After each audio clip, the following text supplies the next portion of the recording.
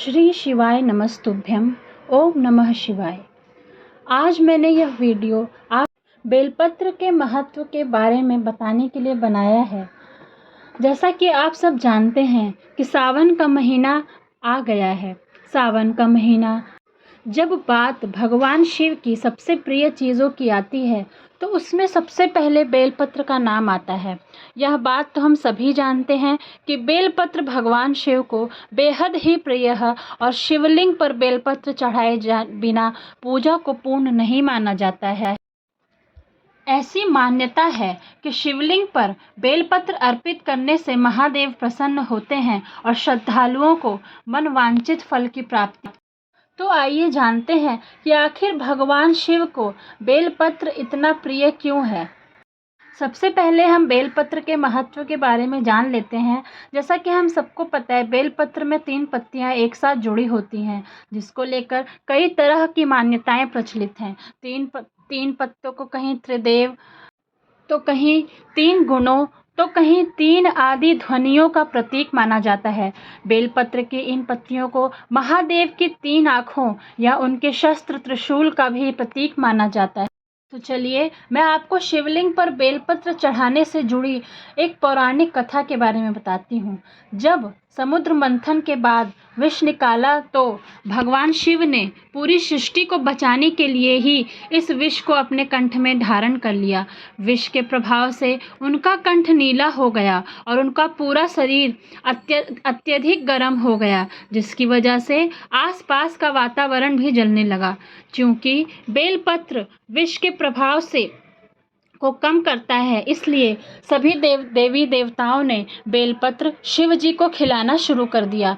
बेलपत्र के साथ शिव को शीतल रखने के लिए उन पर जल भी अर्पित किया गया।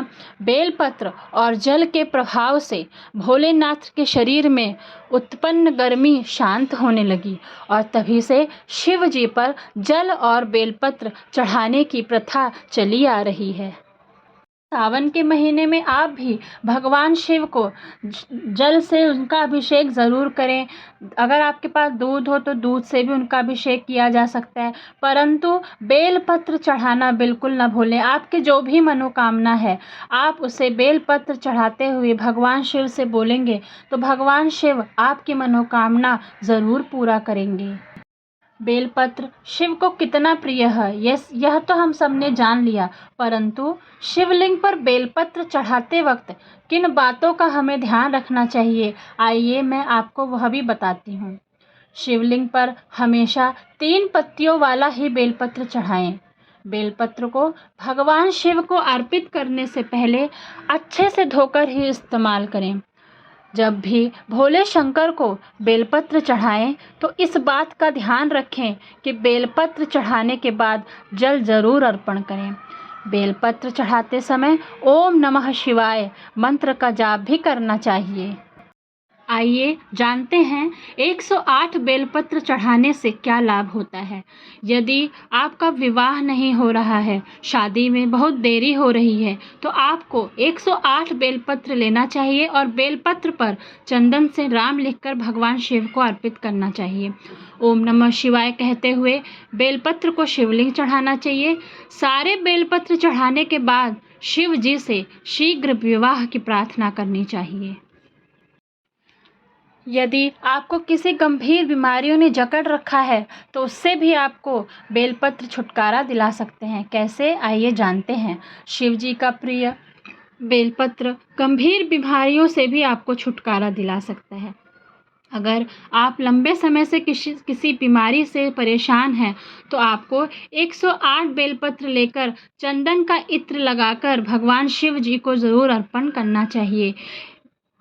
हर बेलपत्र के साथ ओम हम जुम सह का जाप करते रहना चाहिए। मंत्र जाप के बाद जल्दी स्वस्थ होने की प्रार्थना करनी चाहिए।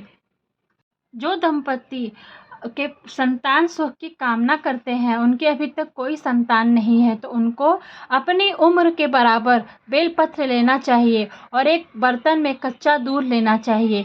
एक एक बेलपत्र दूध में डुबाते हुए शिवलिंग पर अर्पण करना चाहिए। हर बेलपत्र चढ़ाने के साथ ओम नमो भगवते महादेवाय मंत्र का जाप करना चाहिए। इससे भगवान शिव जल्दी ही आपकी सूनी गोद भर देंगे। आप सबने 3 पत्तों वाले बेलपत्र के बारे में तो बहुत सुना होगा, पर शिव पुराण के अनुसार 5 पत्तों वाला किसी वरदान से कम नहीं है। आपको बता दें कि शास्त्रों में 5 पत्तों वाला बेलपत्र सबसे शुभ और चमत्कारी माना गया है। इस बेलपत्र का शिव पूजा में विशेष महत्वपूर्ण माना गया है। हालांकि 5 पत्ती वाला बेलपत्र आसानी से नहीं मिलता, लेकिन यदि 5 पत्ती वाला बेलपत्र शिवजी को चढ़ाया जाए तो वह तुरंत प्रसन्न हो जाता।